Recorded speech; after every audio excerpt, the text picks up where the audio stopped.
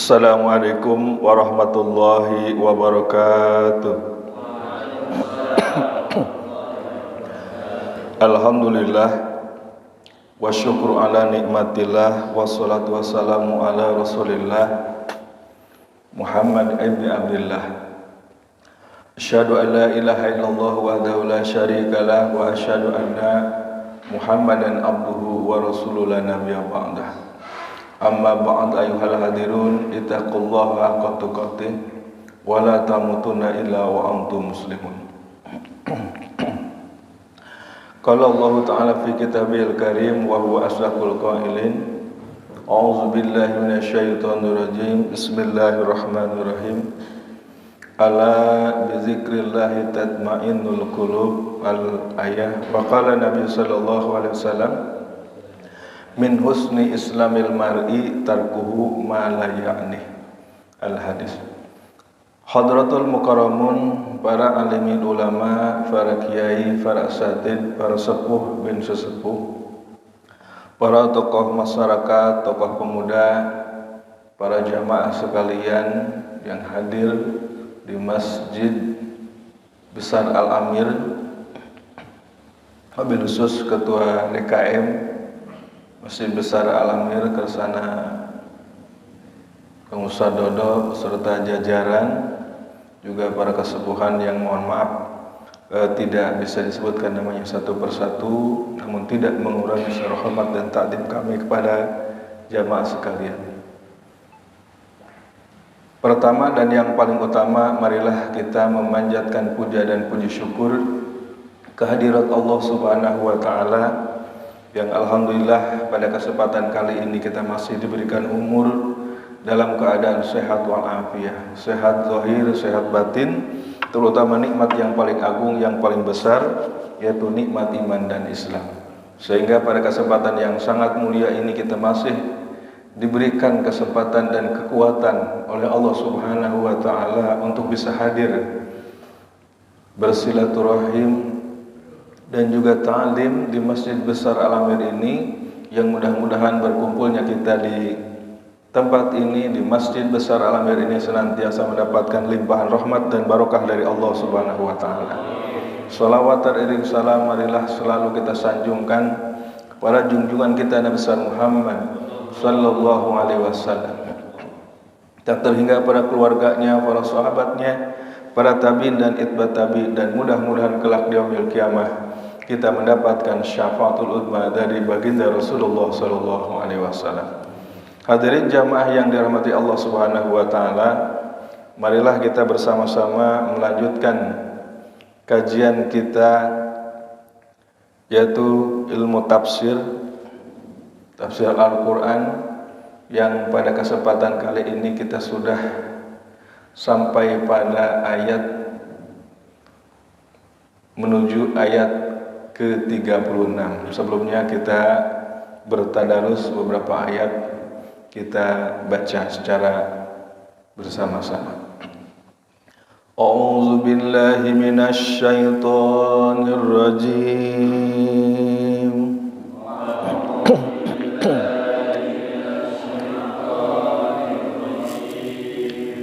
Bismillahirrahmanirrahim.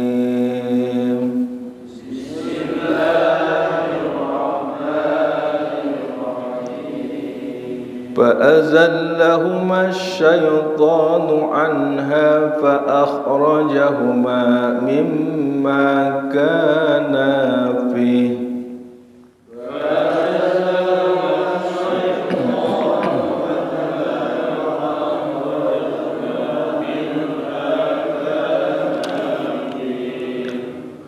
وَقُلْنَا اهْبِطُوا بَعْضُكُمْ لِبَعْضٍ عَدُوٌّ وَلَكُمْ فِي الْأَرْضِ مُسْتَقَرٌّ وَمَتَاعٌ إِلَى حِينٍ.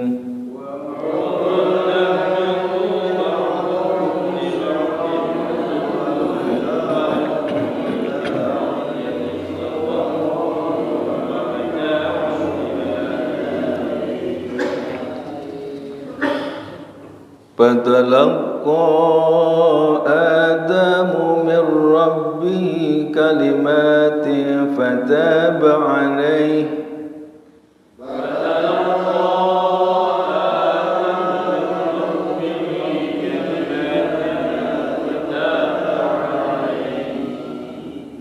innahu huwat tawwabur rahim.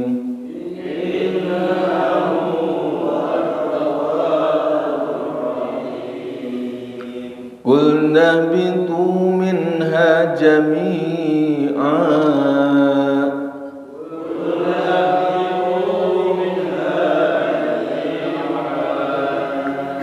fa imma ya'tiyannakum minni hudan faman tabi'a hudaya fala khawfun 'alaihim wala hum yahzanun.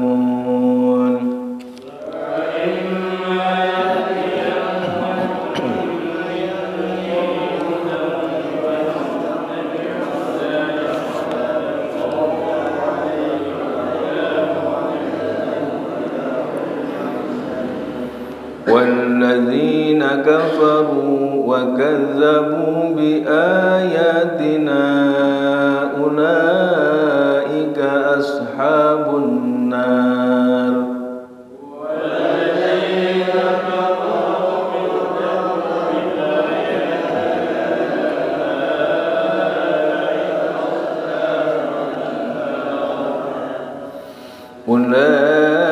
أُولَئِكَ أَصْحَابُ النَّارِ هُمْ فِيهَا خَالِدُونَ.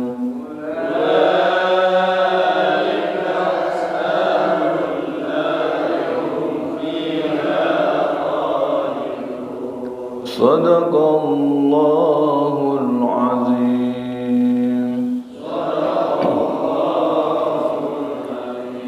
Sadaqallahul azim wa sadaqa rasul habibul karim wa nahnu ala dzalika minasyahidin wa syakirin walhamdulillahi rabbil alamin. Hadirin jamaah yang dirahmati Allah Subhanahu wa taala, pada ayat yang ke-36 ini fa'azzalahuma syaitanu anha fa'akhrajahuma mimma kana fih, yang artinya lalu keduanya digelincirkan oleh syaitan dari surga itu. Yang digelincirkan keduanya itu maksudnya adalah Nabi Adam alaihissalam dan Siti Hawa. Ayat ini sebagaimana kita ketahui bahwa menindaklanjuti daripada ketika Allah Subhanahu wa taala mengatakan kepada para malaikat diperintahkan untuk bersujud kepada Nabi Adam alaihissalam sesudah hasil dari penciptaan daripada Allah Subhanahu wa taala, malaikat maka diperintahkan untuk bersujud.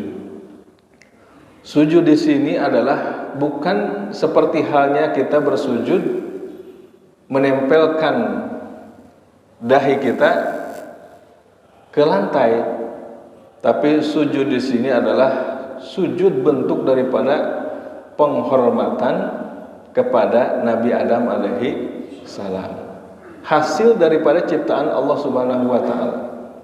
Ya. Maka pada saat itu, ini kejadian masih di luar surga ya. Maka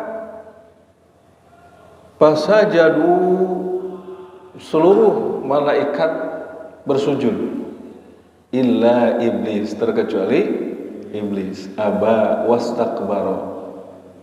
Jadi iblis menolak, dia tidak mau, dia takabur. Takabur ini adalah yang harusnya sifat Allah tapi dipakai oleh makhluk. ya, sekelas iblis. Ya. Maka ketika kalau nanti ada manusia yang enggan untuk menyembah dan bersujud kepada Allah, apa bedanya dia dengan iblis? Nauzubillah semua, nauzubillah. Dia menolak.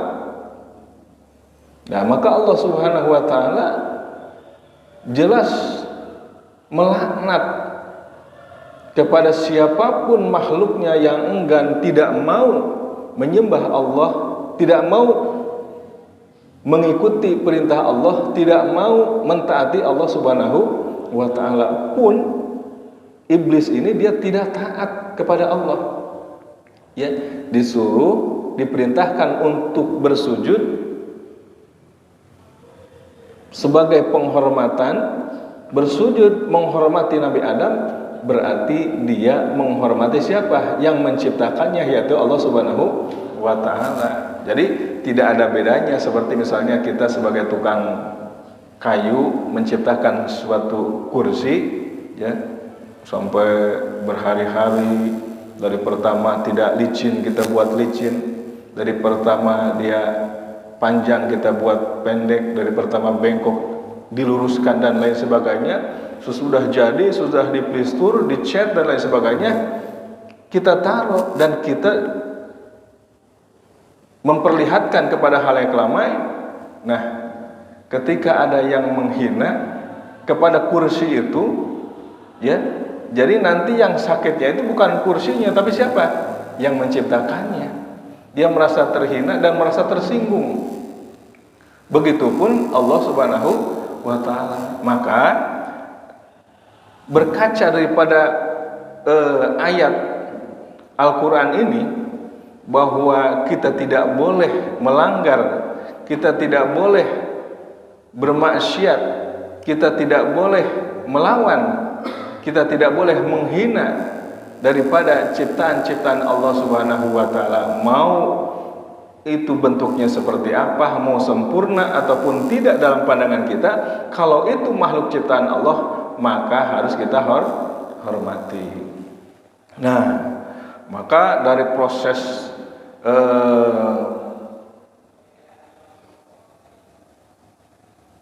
perjalanan tadi, maka wakana minal kafirin, maka digolongkanlah iblis itu adalah sebagian daripada orang-orang kafir, yaitu orang atau makhluk ciptaan Allah yang inkar terhadap Allah Subhanahu wa ta'ala. Nah, di situ kan prosesnya lumayan panjang, kemarin sudah diceritakan. Akhirnya fa'azzalahuma syaiton. Nah, di sini nih. Lalu ketika sesudah iblis dilaknat oleh Allah Subhanahu wa ta'ala, Allah berfirman, wa qulna ya Adam, hei Adam, kata Allah, uskun anta wa zawjukal jannah, diamlah kamu, bermukimlah kamu al jannata, di sini di surga, ya, wa kula minha rogodan haitsu syi'tuma, dan silahkan makan oleh kalian berdua apa yang kalian inginkan, tentu dari makanan yang baik-baik, dari minuman yang baik-baik, yang enak-enak dan yang nikmat-nikmat. Namanya juga di surga, pasti enak dan pasti nikmat. Dan Allah Subhanahu wa ta'ala akan tetapi Allah berpesan, wala taqrabah hadhihi syajarah, kalian jangan berani-berani mendekati yang namanya pohon ini nih, ini pohon, ya, kalau tidak mau digolongkan orang-orang zalim. Nah, akhirnya padahal iblis sudah dikeluarkan, tapi kenapa dia bisa masuk menggoda nih? Fa'azalahuma syaitan, dia setan dari bangsa iblis, dia masuk lagi ke dalam surga. Jadi dalam satu riwayat, iblis itu masuk dengan ular. Jadi ada Nabi Adam alaihissalam, ada Siti Hawa di dalam surga, dan iblis dan satu lagi ular. Menurut satu riwayat, jadi kan sudah jelas iblis itu laknatullah, tidak boleh masuk ke dalam surga, ya. Tetapi dia ada yang mengatakan menggodanya itu dari luar surga, ada yang mengatakan iblis itu masuk ke dalam ular. Masuk ke dalam ular. Jadi dia entah bersekongkol atau gimana, dia masuklah ke dalam mulut ular, lalu dia masuk ke dalam surga beserta ular itu tadi. Nah, lalu ada tuh proses pertama membujuk Nabi Adam, ya. Jangan mau mencek bahasa orang, kan dibalikan fakta anu tadina tidak boleh mendekati, tapi kata iblis mah kamu jangan mau dibohongin misalkan sama Allah, ya. Kalau Allah tidak menghendaki kamu abadi di sini. Padahal syajaratul ini adalah syajaratul khuldi, yaitu pohon keabadian. Kalau makan buah ini, kamu akan abadi di surga ini. Mencek bahasa rumah hayang di surga, apakah hayang diragragan kata Pak saja? Udah jawaban. Tapi Nabi Adam tidak tergoda karena tetap berpatokan dengan firman Allah tadi atau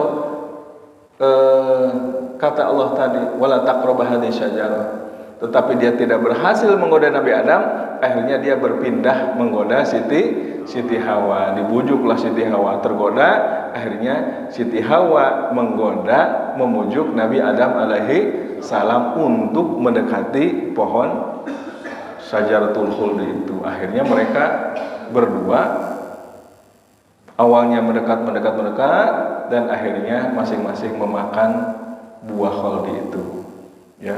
Seketika itu langsung ditanggalkan oleh Allah pakaian-pakaiannya.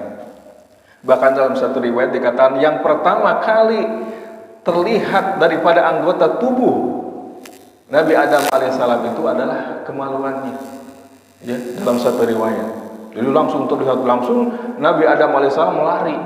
Dia rambutnya sesudah lari, dia rambutnya itu mencek bahasa rumah nanti kain tetah, ya, tersangkut oleh pohon kurma, ya, pohon kurma yang ada di surga sana.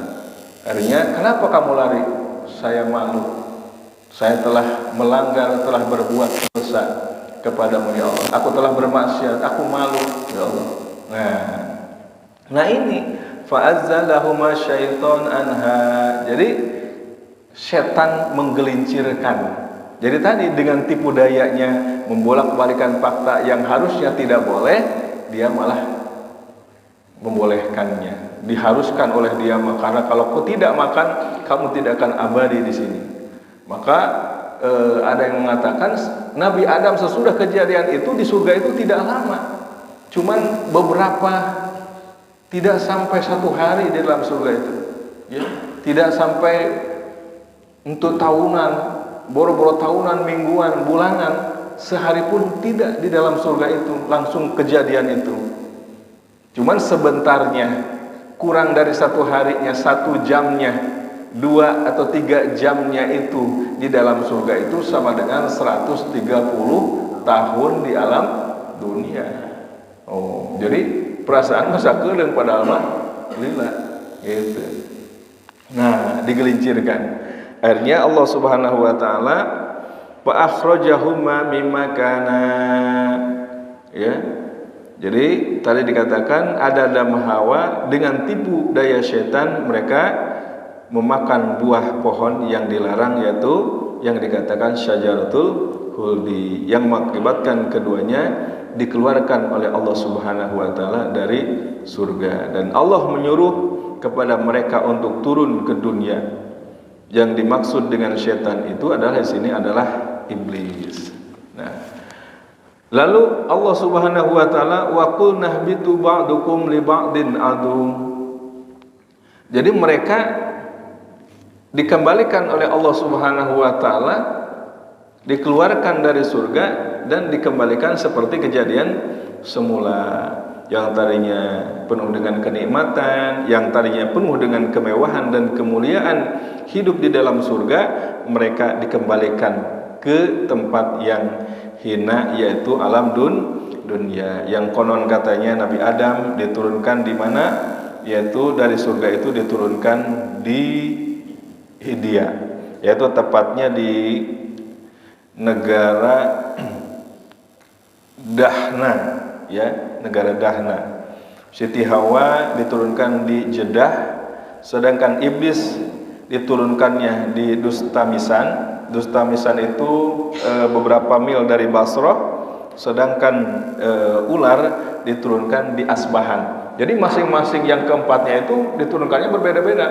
Ya, ada setan di Basrah, Nabi Adam alaihissalam di India, dan Siti Hawa di Jeddah. Nabi Adam dia membawa segenggam dedaunan dari surga dan Hajar Aswad. Jadi proses Hajar Aswad adanya itu dibawa oleh Nabi Adam di surga itu ketika beliau dijatuhkan oleh Allah, diturunkan dari surga ke dunia. Jadi membawa segenggam pepohonan, makanya ditaburkan tuh, makanya di surga di mana, di Hindia itu banyak pohon-pohon bunga-bunga yang wangi, harum baunya, karena itu adalah pohon dari surga. Dan termasuk Hajar Aswad yang sekarang ada ditempelkan di Ka'bah. Itu prosesnya menurut sejarah itu berbarengan dengan turunnya Nabi Adam alaihi salam. Seperti itu. Wa qulna bitu ba'dukum li ba'din adu, dan kami berfirman, kata Allah, turunlah kamu, sebagian kamu menjadi musuh bagi yang lain. Jadi sebagian diturunkan berbeda-beda dan mereka menjadi musuh bagi sebagian yang lainnya. Terus antara manusia dengan iblis itu mereka tidak akan pernah menyatu dan tidak akan pernah bersatu. Terus aja ya saling menggoda. Manusia mah tidak menggoda setan dan iblis ya. Jadi iblis atau setan yang menggoda manusia. Makanya ada itu, kalau kita merapatkan barisan, kalau kita mau menggoda atau menjadikan setan itu mau melaksanakan ibadah dengan kita, maka ketika sholat itu renggangkan, ya, nanti setan dia masuk tuh sama renggang-renggang itu, dia ikutan sholat. Kalau dalam keterangan pun sop itu harus dirapatkan. Jadi isi dulu sop terdepan, lalu rapatkan barisan, jangan sampai ada celah-celah.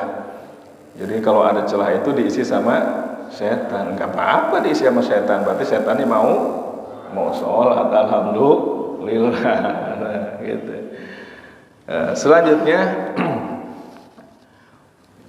walakum fil ardi mustaqar wa mata'un ilahin, dan bagi kamu ada tempat kediaman di bumi dan kesenangan hidup sampai waktu yang ditentukan.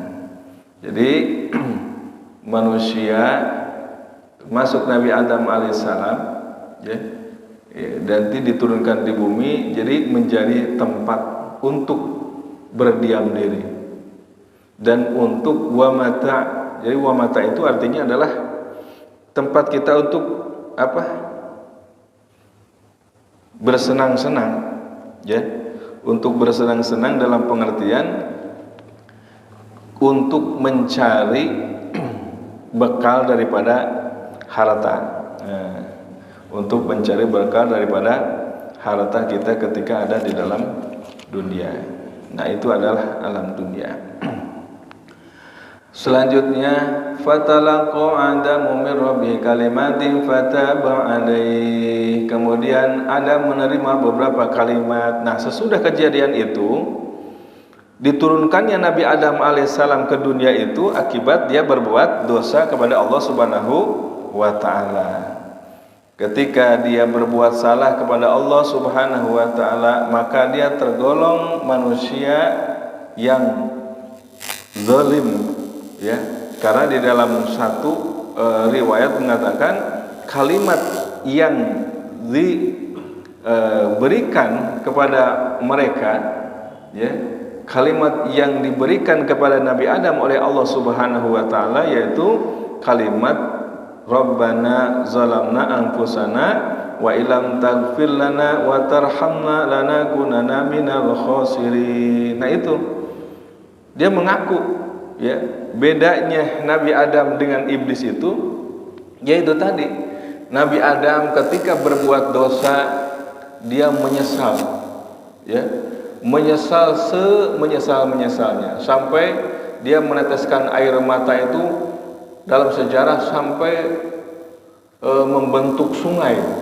Jadi saking deras-derasnya itu air mata Nabi Adam alaihissalam bertobat kepada Allah Subhanahu wa taala sampai aliran air matanya itu membentuk satu sungai, ya. Nabi Adam itu kan tingginya itu sejajar dengan pohon kurma. Ya, mungkin yang sudah pernah melaksanakan umroh atau melaksanakan ibadah haji melihat pohon-pohon kurma. Nah, jadi seperti itu. Jadi wajar ketika beliau menangis, saking lamanya menangis, bertobat mohon ampun kepada Allah Subhanahu wa taala sampai aliran air matanya itu membentuk sungai. Ya pantas dan wajar, karena seperti apa dan sebesar apa dan sebanyak apa air matanya, ya. Maka salah satu yang diberikan oleh Allah Subhanahu wa taala untuk dia bertobat kepada Allah mohon ampun, yaitu tadi Rabbana zalamna anfusana wa illam taghfir lana wa tarhamna lanakunanna minal khasirin. Ada lagi yang mengatakan la ilaha illa anta subhanaka wa bihamdika amiltu su'an wa zalamtu nafsi faghfirli innaka anta khairul ghafirin. La ilaha illa anta subhanaka wa bihamdika amiltu su'an wa zalamtu nafsi farhamni innaka anta khairur rahimin. La ilaha illa anta subhanaka wa bihamdika amiltu su'an wa zalamtu nafsi fatub alayya innaka antat tawwabur rahim. Maka sesudah berlarut-larut berlama-lama Nabi Adam dan Siti Hawa bertobat memohon ampun kepada Allah Subhanahu wa taala, ya, dengan penyesalan dia berjanji tidak akan mengulanginya lagi, maka fataba alaih, akhirnya Allah Subhanahu wa taala menerima tobatnya Nabi Adam alaihi salam. Kenapa demikian? Innahu huwat tawwabur rahim, karena Allah Subhanahu wa taala itu adalah Tawwabur Rahim yang senantiasa menerima tobat hamba-hambanya, karena Allah itu maha welas asih. Ya, jadi Allah mah lautan hampura, Allah mah welas asih. Siapapun manusia, siapapun makhluknya yang berbuat kesalahan, yang berbuat dosa, tetapi dia mau bertobat memohon ampun kepada Allah Subhanahu wa taala, maka tobatnya akan diampuni oleh Allah Subhanahu wa taala. Tuh, gitu. Selanjutnya di ayat 38, qulna bitu minha jami'a fa imma yatiyanakum minni huda faman tabi'a hudaya fala khaufun 'alaihim wa lahum yahzanun. Lalu Allah berkata lagi, turunlah kamu, ini diulang lagi ya, turunlah kamu semua dari surga. Kemudian jika datang petunjukku kepadamu, maka barang siapa yang mengikuti petunjukku, niscaya tidak ada kekhawatiran atas mereka dan tidak pula mereka bersedih hati. Jadi ayat ini ditunjukkan kepada Allah Subhanahu wa taala ketika Nabi Adam diperintahkan untuk turun ke alam dunia ini, ya, secara bersama-sama, ya, tadi Nabi Adam, Siti Hawa, iblis dan ular. Fa imma ya'tiyanakum, kemudian jika datang petunjukku, ya, fa imma ya'tiyanakum, maka ketika datang petunjukku ya dzurriyyat Adam. Nah, ini ditujukan kepada dzurriyyahnya, keturunannya Nabi Adam alaihi salam. Nah, ini pelajaran. Ini ditujukan kepada dzurriyyah Nabi Adam alaihissalam. Pertanyaannya, kita dzurriyyah Nabi Adam bukan? Dzurriyyah, kita keturunan Nabi Adam. Berarti ayat ini pun terkhitab sama kepada kita juga. Ya. Apa yang dikatakan oleh Allah Subhanahu wa taala? Ketika datang dariku, kata Allah, huda, hidayah. Hidayah itu dalam bentuk apakah itu Allah mengutus para rasul, para nabi, Apakah Allah Subhanahu wa taala menurunkan mukjizat berupa kitab-kitab? Apakah itu Al-Qur'an, Taurat, Zabur, Injil, ya? Nah, itu adalah semua adalah hidayah, hudan, petunjuk dari Allah Subhanahu wa taala. Karena Rasul diutus, ya, di setiap masanya, termasuk yang diutus kepada kepada zaman kita, Nabi akhir zaman, yaitu Nabi Muhammad sallallahu alaihi wasallam. Kata Allah, "Faman tabi'a hudaya fala khaufun alaihim walahum yahzanun." Barang siapa tabi'a hudaya, yang mengikuti hidayahku, petunjukku, ya, melalui Rasul, melalui itu Al-Qur'anul Karim, maka fala khaufun alaihim, bagi mereka yang mengikuti hidayah petunjuk Allah Subhanahu wa taala, maka tidak akan ada rasa takut. Fala khaufun itu moal aya rasa sieun naon gitu. Fala khaufun alaihim fima yastaqbiluhum minal azab.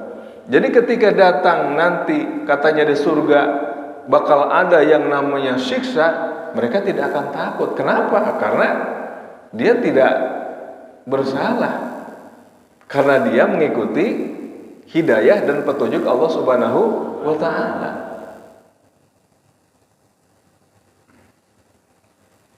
Orang yang beriman, orang yang bertakwa, dia tidak akan ada rasa takut terhadap siksa. Ngapain harus takut terhadap siksa? Toh kita mengikuti aturan Allah.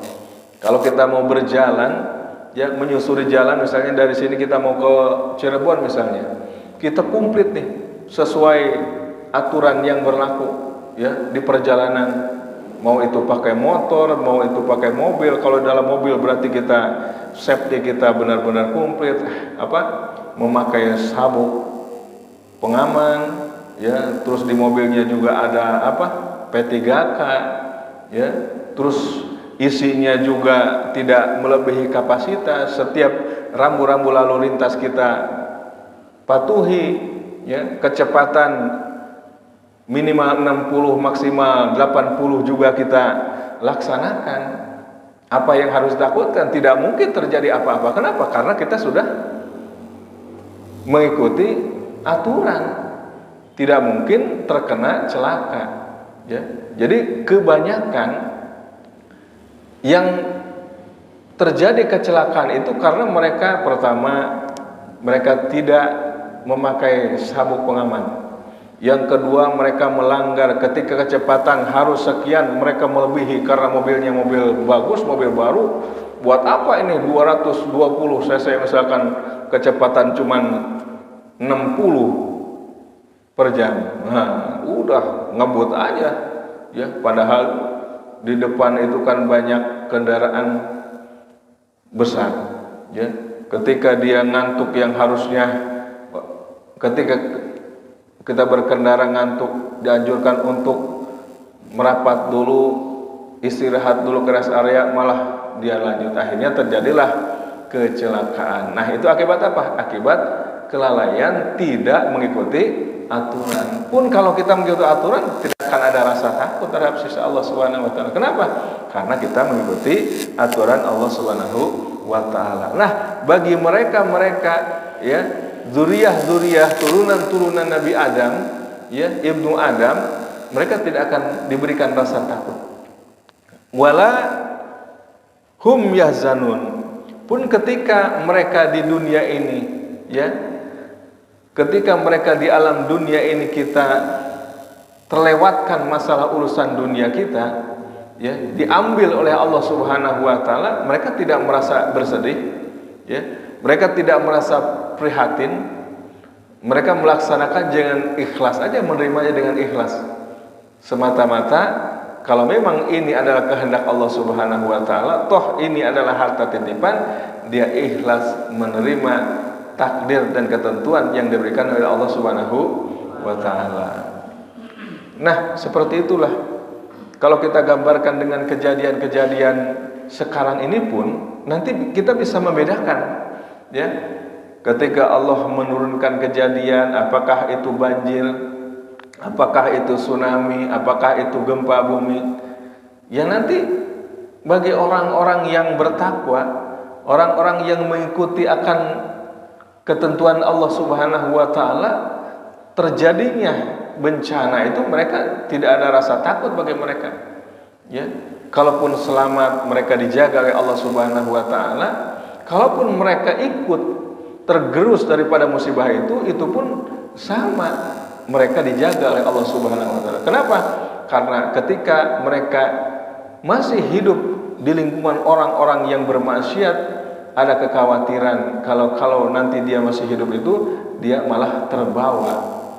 Lebih baik udah diwafatkan aja. Toh dia wafatnya pun dalam keadaan husnul khotimah, karena berbekal dia mengikuti hidupan atau petunjuk dari Allah Subhanahu wa taala.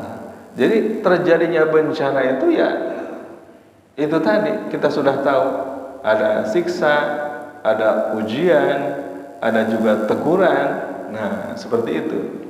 Nah, jadi bagi orang yang mengikuti aturan Allah, bagi orang yang mengikuti hidayah Allah Subhanahu wa taala, fala khaufun alaihim, terhadap siksa mereka tidak takut. Kalau dia urusan dunia dia luput atau hilang, dia pun tidak bersedih hati. Toh itu hanyalah titipan dari Allah Subhanahu wa taala. Kita lihat ya, Nabi Ayub alaihissalam, dia seorang raja kaya raya, istrinya lebih daripada satu, anak-anaknya banyak, ganteng-ganteng, cantik-cantik, soleh dan solehah, jabatannya diambil oleh Allah Subhanahu wa taala, hartanya pun diambil oleh Allah Subhanahu wa taala, istrinya meninggalkan, yang tinggal cuma satu, anak-anaknya pun diambil oleh Allah Subhanahu wa taala, termasuk kesehatannya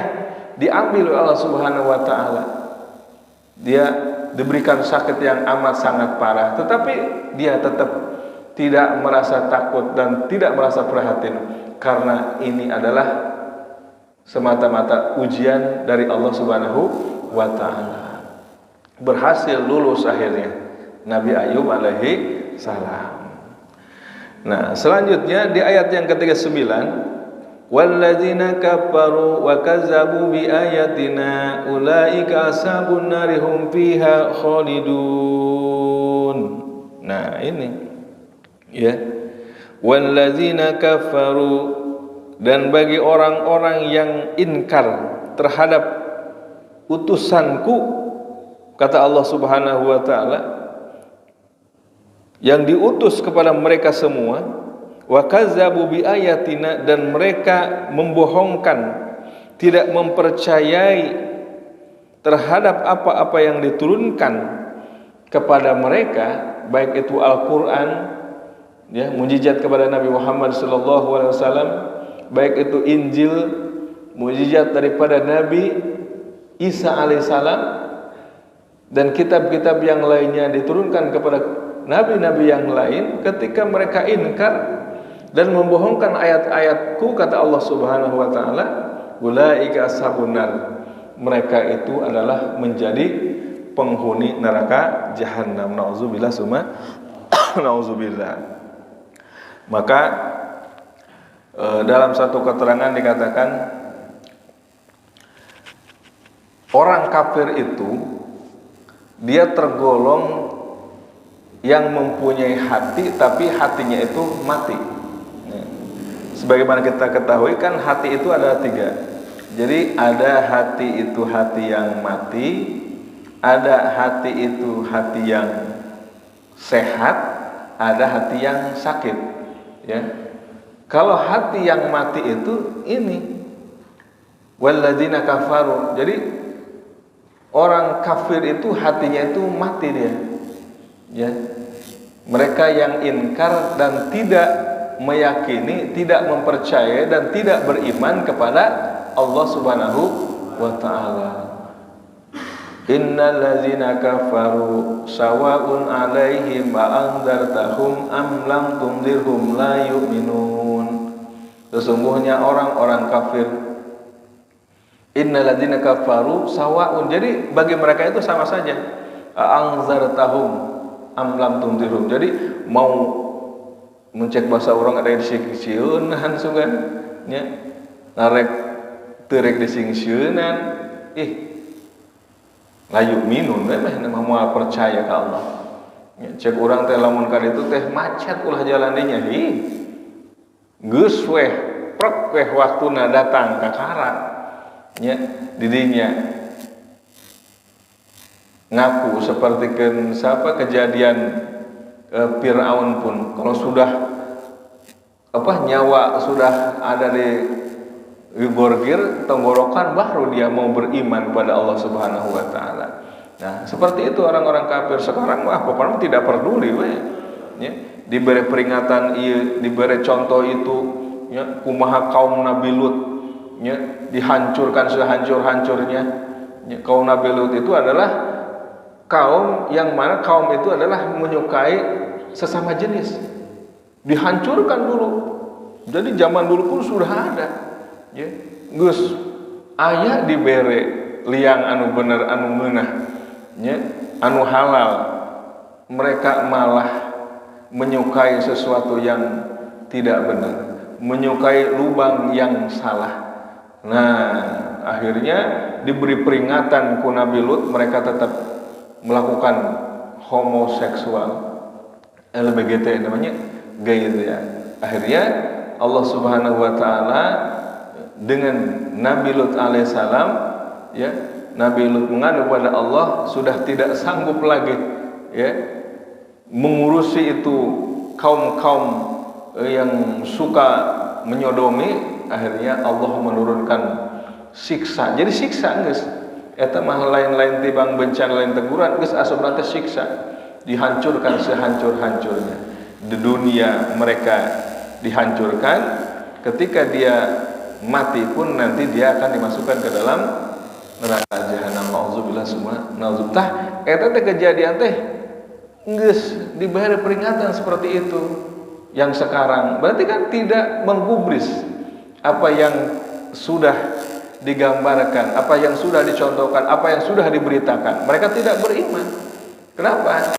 Ya tadi mereka tidak percaya, berarti sama Allah Subhanahu wa taala. Nah, itulah golongan orang kafir. Golongan orang kafir itu adalah yang mempunyai hatinya itu bukan sakit, tapi udah mati dia. Ya. Kalau mati bisa nggak hidup lagi? Udah enggak. Sampai hancur baru. Ya. Nah, itu orang kafir itu sawaun alaihim anzartahum am lam tundirhum la yu'minun. Yang kedua, ada hati itu adalah hati yang sehat. Nah, hati yang sehat mah dia mempunyai dua sifat. Yang pertama, dia mengutamakan sesuatu yang bermanfaat. Ya, min husni islamil mar'i, dari sebagian sesuatu kebaikan atau kebaikan seorang muslim, ya, tarkuhu malayaknih, dia meninggalkan sesuatu yang tidak bermanfaat.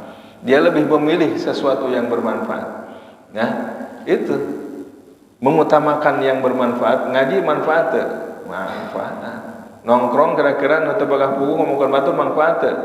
Teu manfaat. Ditinggalkeun we, milih ka dieu. Ya. Yang kedua, sifat orang yang hatinya sehat itu dia lebih mengutamakan akhirat ketimbang urusan dunia.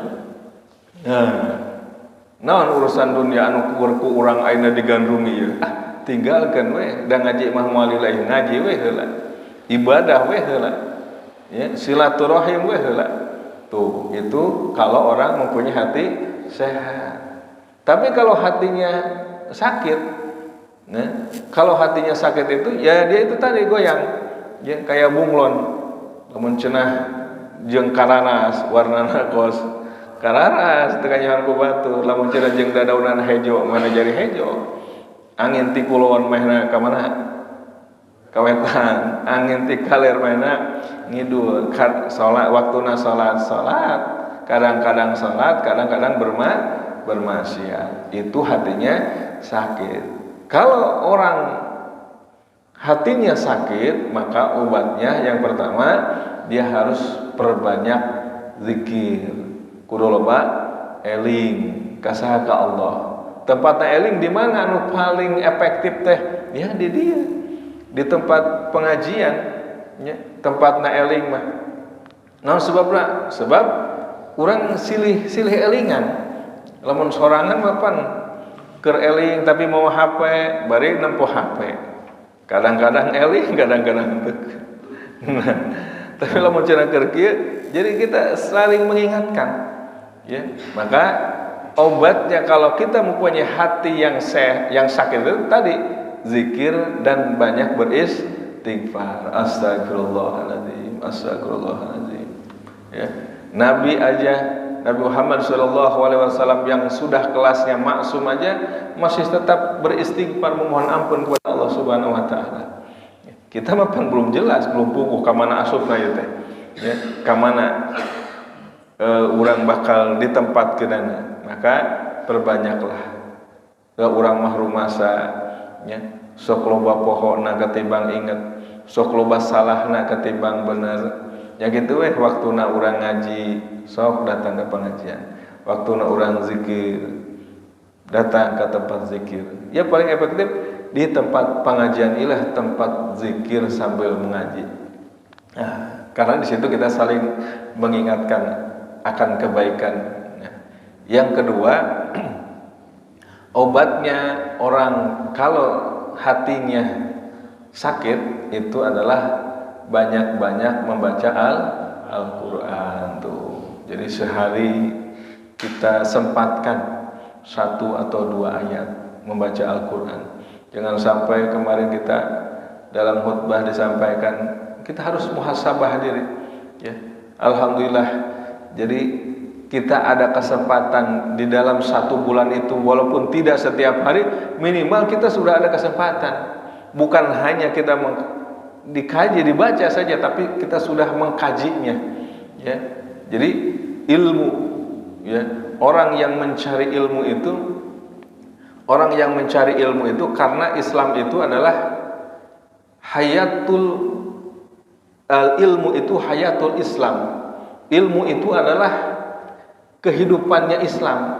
Jadi kalau kita mengaku Islam tapi tidak berilmu, jadi Islamnya itu tidak hidup.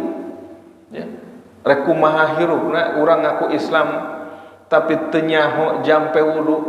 Rek kumaha hirupna Islam urang lamun cenah urang ngaku Islam tapi teu nyaho jampe salat. Rek kumaha hirupna ongkoh urang ngaku Islam tapi teu pernah ngalaksanakeun sama sekali salat. Azan mah aja di mushola di masjid tapi teu daek nyampeurkeun kana eta tempat. Ya, padahal sudah jelas kita teh Islam. Naon nu menyebabkan eta teu daek? Karena tidak ada ilmunya. Ilmuan. Makanya pantas ilmu itu hayatul Islam. Kehidupan hirupna Islam teh ya dengan ilmu. Ya. Wa imadul iman, dan pondasinya iman. Ya.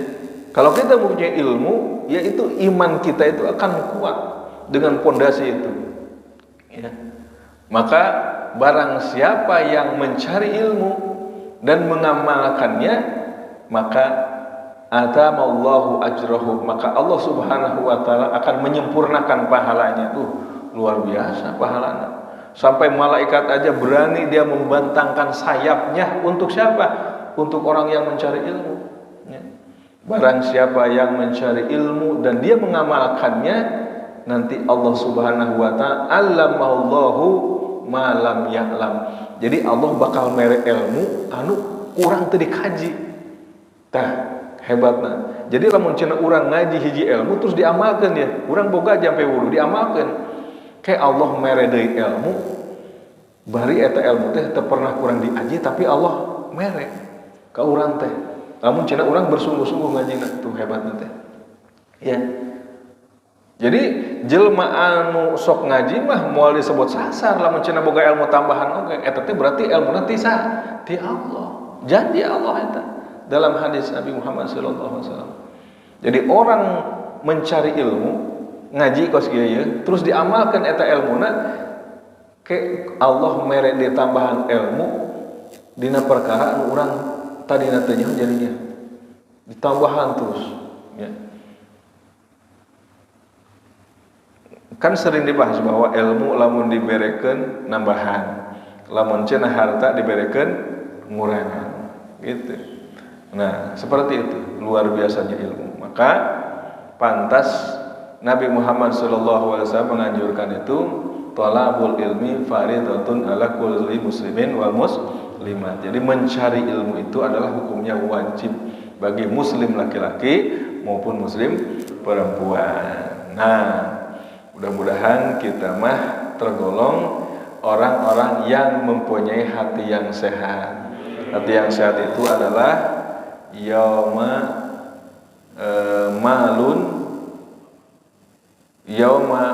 la balun wala banun illa man atallahu biqalbin salim. Jadi nanti di hari di mana hari itu anak-anak yang kita banggakan, yauma malun wala banun, harta yang kita cari sampai lupa akan waktu, sampai lupa akan ibadah, anak-anak yang kita bangga-banggakan dari pertama sekolah paling dasar sampai ke perguruan tinggi, mereka nanti itu tidak akan bermanfaat terkecuali bagi orang-orang yang datang kepada Allah Subhanahu wa taala dengan hati yang salim, hati yang selamat. Jadi harta bermanfaat lamun kurang diinfakkeun, anak bisa manfaat lamun anakna soleh jeung solehah. Jadi gitu. Jadi hati ayat 3 hiji hati sakit, hati mati. Hati mati itu adalah orang kafir. Yang kedua yaitu hati yang sehat, yaitu orang nanti yang datang kepada Allah dengan hati yang selamat, yaitu orang-orang yang senantiasa tadi mengutamakan kebaikan, menghindari kejelekan, mengutamakan urusan akhirat ketimbang urusan dunia. Yang ketiga ada hati itu adalah hati yang sakit. Hati yang sakit itu tadi kadang-kadang ibadah, kadang-kadang maksiat dicampur adukeun terus gitu. Ubara naon? Hiji loba zikir jeung istighfar. Nomor kedua perbanyak membaca Al-Qur'an. Mudah-mudahan orang sekali dia tergolong orang yang senantiasa selalu ingat dan zikir kepada Allah Subhanahu wa taala dan selalu membaca Al-Qur'an. Agar apa? Agar supaya kita tergolong orang yang selamat di akhirat nanti. Amin ya Allah ya rabbal alamin. Itu saja yang bisa kami sampaikan pada kesempatan kali ini. Mudah-mudahan bermanfaat. Amin ya Allah ya rabbal alamin. Allahumma sholli ala sayyidina wa habibina syafiina wa karimina Muhammad wa sallim wa radiyallahu tabaraka ta'ala an kulli sahabati Rasulillah ajmin. Amin. Bismillahirrahmanirrahim. Alhamdulillahi rabbil alamin. Hamdan yafi ni'amika fi mazidah. Ya Rabbana lakal hamdu laka syukru kama yanbaghi li jalali wajhikal karim wa 'azimi sultanik. Rabbana zalamna anfusana wa illam taghfir lana wa tarhamna lanakunanna minal khasirin. Rabbana la tuzigh qulubana ba'da idh hadaytana wa hab lana min ladunka rahmatan innaka antal wahhab. Rabbana hab lana min azwajina wa dhurriyyatina qurrata a'yun waj'alna lil muttaqina imama. Allahumma inna nas'aluka ilman nafi'a wa rizqan wasi'a wa amalan mutaqabbala wa shifaa min kulli da'in wa saqamin rahmatika ya arhamar rahimin. Rabbana atina fid dunya hasanah wa fil akhirati hasanah wa qina azabannar. Subhana rabbika rabbil izzati amma yasifun wassalamun alal mursalin walhamdulillahi rabbil alamin. Kirang langkuna nyuwun kedapunten akhirul kalam. Wassalamualaikum warahmatullahi wabarakatuh.